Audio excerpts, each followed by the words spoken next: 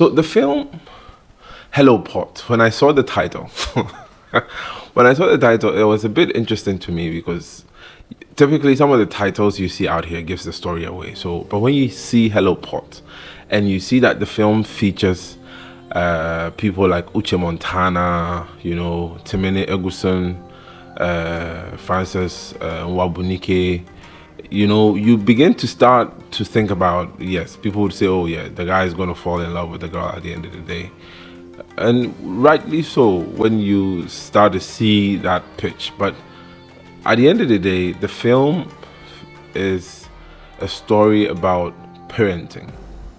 It's a story about a father's courage to do what is necessary and the help of somebody that you typically not expect to be able to offer that kind of help. And so, I mean, as parents, the idea is to give your child everything that they ask for, try to make life as comfortable for our children. But it's imperative and it's vital that as parents we do what is necessary to make sure that our kids don't fail in society. And that is one of the essential things of parenting, because you can't have a child and leave.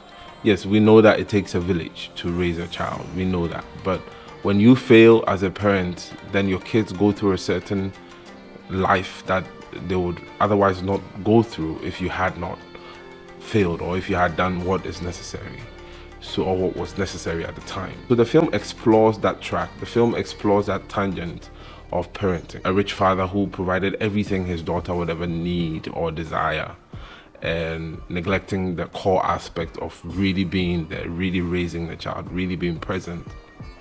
And so you see that reflect throughout the film.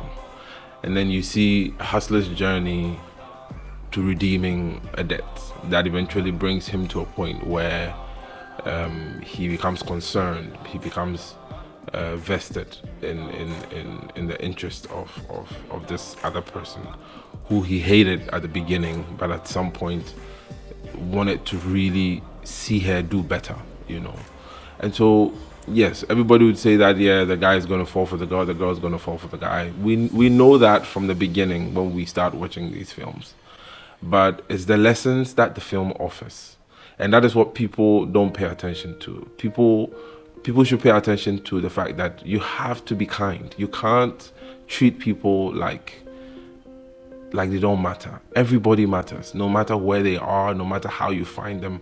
Every single person counts, because you never know where your help would come from. You'd never know where the person you're looking down on would become vital, would come to your rescue, would come to your aid. How many times have you looked down on somebody and then had to now go back to them for help? Maybe you're going somewhere, you don't even know where that place is. You see somebody on the road, you look down on them, and then you go find out that you have to come back and ask that person you look down on for directions. How many times?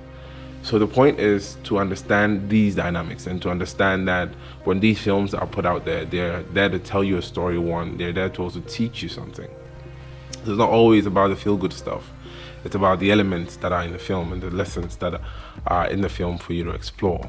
The film also explores a father's love and a daughter's idea of what a father's love is. Uche Montana's character grew up thinking that her father wanted a boy, and so she threw a fit every time she could, made to sort of act out, And it's also about opening up. As parents, we should be able to open up to our kids and encourage our kids to also open up to us, because it's in their communication that we find the right path to toe, There are times when we approach our kids with a certain prejudice, and it's not until when they start opening up that we realize that we've been wrong, or we've had it wrong from the beginning. And it is when they open up that we're able to understand and also able to offer help, So I think that the film is also quite deliberate on that. So, initial thoughts on the film. The film is beautiful. It's different.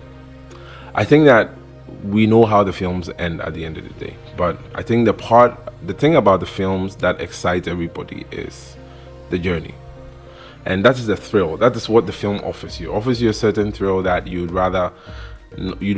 typically don't see coming. So It revolves around two people who find love in the most unusual places.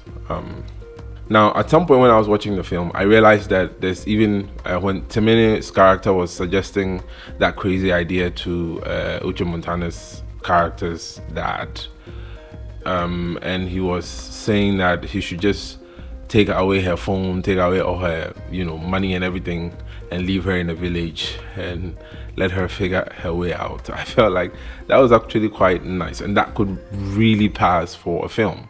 Maybe Ruth Kadiri can explore that type of tangent, a story around that, where a rich father drops her off in the village, and then she can figure out all the while still monitoring, still making sure that she's okay.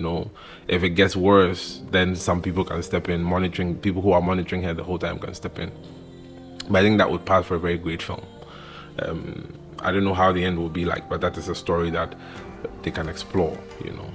But I also felt at some point that when the film starts and the part where Temene's character gets the eye patch, and when the man agrees that his daughter would marry Temene, pays the bride price, everything.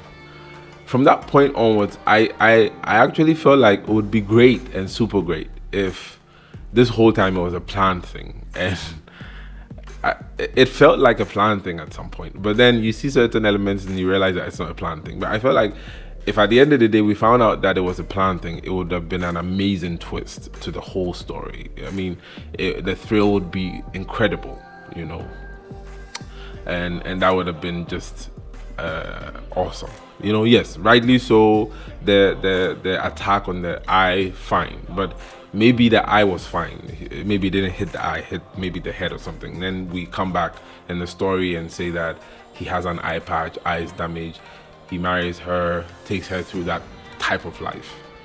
And even the part where she gets hit on the head, that part would have been ruled out. But I feel like the film offers a whole lot, and it's something that you typically just enjoy, Again, on highlights of the movie, I think the part about the film that stood out for me were the attack scenes. The part where Uche Montana's character takes the statue, the mini statue, and hits Temene's character with, that struck a nerve. That was different. And the part where the attacker, the guy whose car had been hit, comes back and uses something to hit Uche Montana. I think those were two things that you typically not see. It was a shock you didn't see coming. It was it was thing you want, and then you're like, okay. And I think those were two twists that I typically would not expect in a film like that. So overall, the film is incredible. The film is nice. The film is different, and it is definitely something that you're going to enjoy this weekend. So give it a try. Come back and tell us about it. And for those of you who have been here, liking, following, subscribing, we appreciate you, and we thank you for the support.